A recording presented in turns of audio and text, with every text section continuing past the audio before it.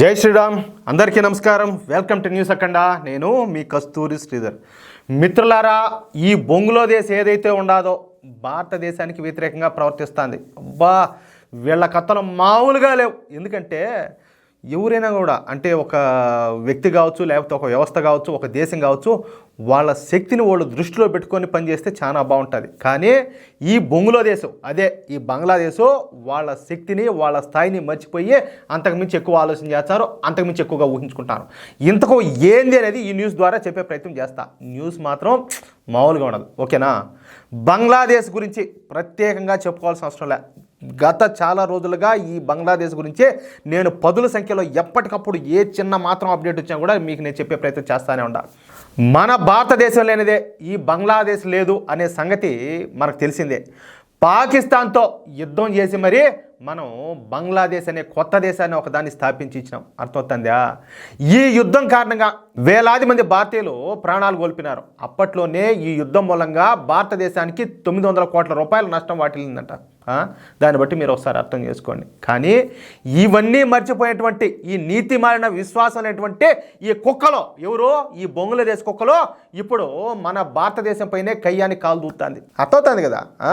దాన్ని బట్టి మీరు అర్థం చేసుకోండి. వీళ్ళకి ఎంత పోకురు బట్టి ఉన్నదో, ఎంత కొవ్వో, ఎంత మదమో, ఎంత అహంకారం ఎక్కువ ఉన్నదో మీరు దీన్ని బట్టి అర్థం చేసుకోండి. సరే, ఈ బంగ్లాదేశ్లో తీవ్ర పరిస్థితులు అయితే ఏర్పడినాయి. బంగ్లాదేశ్లో ఉన్నటువంటి జాంబీలు వీర విహారం చేస్తారు. హిందువులపైన ఈ దాడులు, అత్యాచారాలు, అదేవిధంగా ఇళ్లను తగలబెట్టడం, ఈ వ్యాపారాలను లూటీ చేయడం, ఇవన్నీ కూడా చేస్తారు. దీంతో బంగ్లాదేశ్కు భారతదేశం డిస్కౌంట్లో అందించేటటువంటి నిత్యావసర వస్తువుల ఎగుమతులను అయితే నిలిపేసింది. అదేవిధంగా డీజిల్ సరఫరాను ఆపేసింది. ఇకపోతే కీలకమైనటువంటి ఈ విద్యుత్ సరఫరాను కూడా నిలిపేసింది. అంతేకాకుండా బంగ్లాదేశ్కు గుండెకాయ లాంటి వస్త్ర పరిశ్రమకు కావాల్సినటువంటి రా మెటీరియల్ను, అలాగే పత్తిని బంగ్లాదేశ్కు అందించడం ఆపేసింది. అంటే బంగ్లాదేశ్ ఆర్థికంగా పడిపోయేలా అన్ని రకాల చర్యలను కూడా భారతదేశం అయితే తీసుకునేది. అందుకు కారణం ఒక్కటే, ఎలాగైనా సరే బంగ్లాదేశ్లో ఉన్నటువంటి హిందువులపైన దాడులు జరగకుండా బంగ్లాదేశ్ను కంట్రోల్ చేద్దామని మాత్రమే. అర్థమైంది మీకు? ఇక ఈ క్రమంలో బంగ్లాదేశ్లో పరిశ్రమలు దాదాపుగా మూతపడిపోయినాయి. ఉన్న పరిశ్రమలు కూడా నష్టాల్లోనే నడుస్తున్నాయి. ప్రస్తుతం ఈ బంగ్లాదేశ్ ప్రజల దగ్గర డబ్బు లేదు, అంటే ఖజానా అంతా ఖాళీ అయిపోతుంది. ఇక ప్రభుత్వం వద్ద ఈ విదేశీ మారక ద్రవ్యం ఆ నిల్వలు లేక ఈ బంగ్లాదేశ్ ప్రభుత్వం మింగనం మెతుకులేని పాకిస్తాన్ అడుక్కుంటుంది. చూడండి ఎంత గతిమాలిన పరిస్థితి ఏర్పడిందో చూడండి.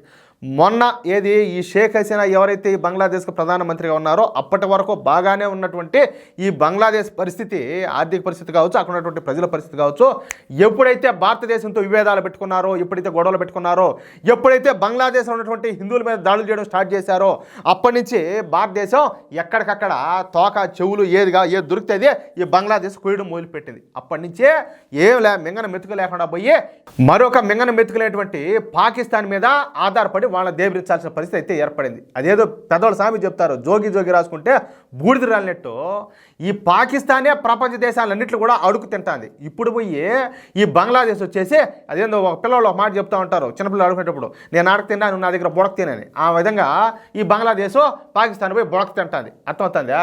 సరే, ఇక భారత్ ఈ బంగ్లాదేశ్ను చక్రబంధంలో అయితే బంధించేసింది.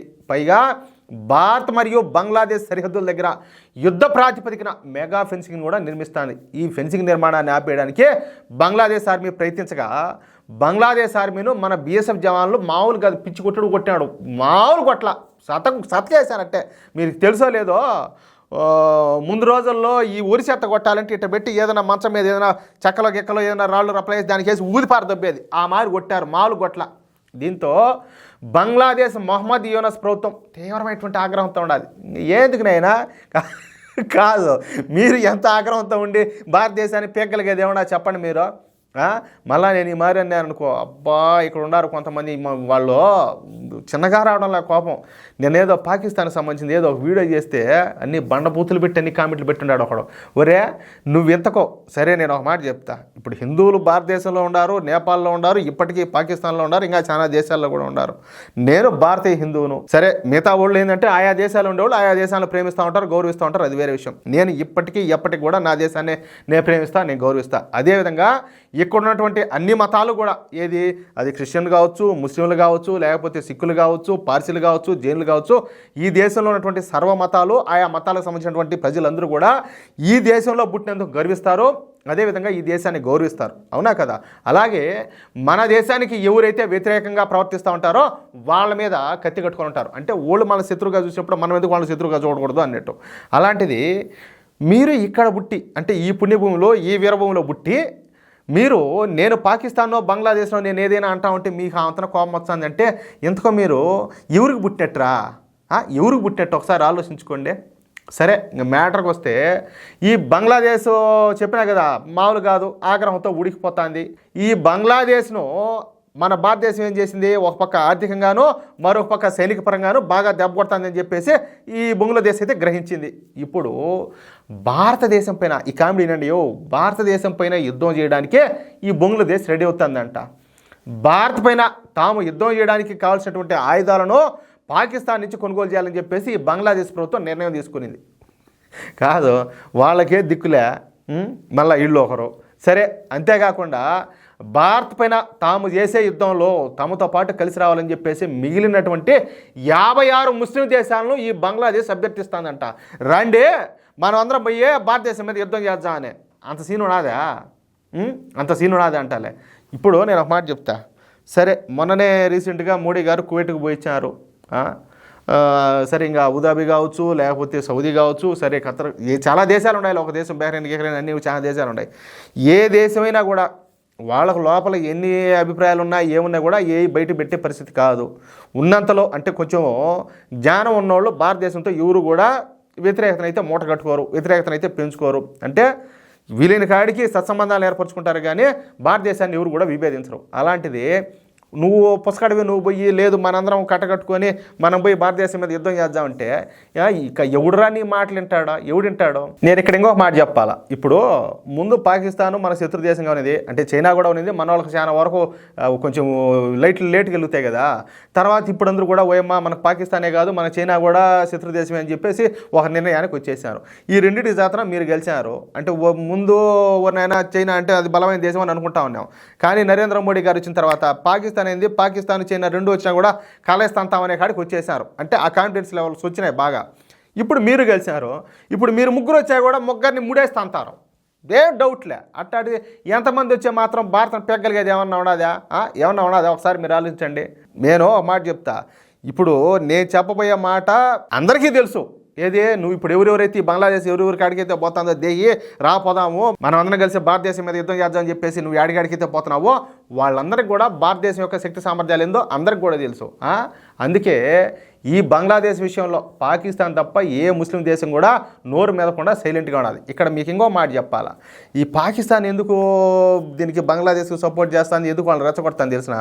మేము ఎట్టా నాశనం అయిపోయినాము, ఓడి ఎందుకు బాగుండాలా, మాతో పాటు వాడిని నాశనం చేసేసాం అనుకో, వాడికి మింగడానికి మెతుకు లేకుండా పోయింది అనుకో, అప్పుడు బాగా ఇద్దరం కాదు నేనెంత మాత్రం ఉన్నానో నువ్వు అంత మాత్రమే ఉన్నావో ఏమి కాదు నేను జడిపినా నేను దానికి నువ్వేం బాగుండావు అని చెప్పి అనొచ్చు అనమాట. అంటే పాకిస్తాన్కి ఎవరో ఒకరు తోడు కావాలా వాళ్ళ జాతకం అడుగు తినేదానికి. అందుకని చెప్పేసి నేనెట్టా చెడిపినా నేనెట్టా నిండా మునిగిపోయినా నువ్వెందుకు బాగుపడాలా నువ్వెందుకు బాగుండాలన్నట్టు వీళ్ళు వాళ్ళని చెడగొట్టేదానికి ప్రయత్నం చేస్తారు. అది కానీ ఈ విషయం తెలుసుకున్నటువంటి మన భారత ప్రభుత్వం అంతా కూడా గమనిస్తూనే ఉండదు. కానీ సరే కానీ మీరేం చేస్తారో మీకు అంతా మేము చూస్తాం అన్నట్టు దీన్ని ఒక కామెడీగా తీసుకుంటుంది. అర్థమవుతుందా? అది ఆ మ్యాటరా. ఇంతసేపు ఓపికగా నేను చెప్పింది విని దానికి ముఖ్యంగా ప్రతి ఒక్కరు కూడా కృతజ్ఞతలు చెప్తున్నా.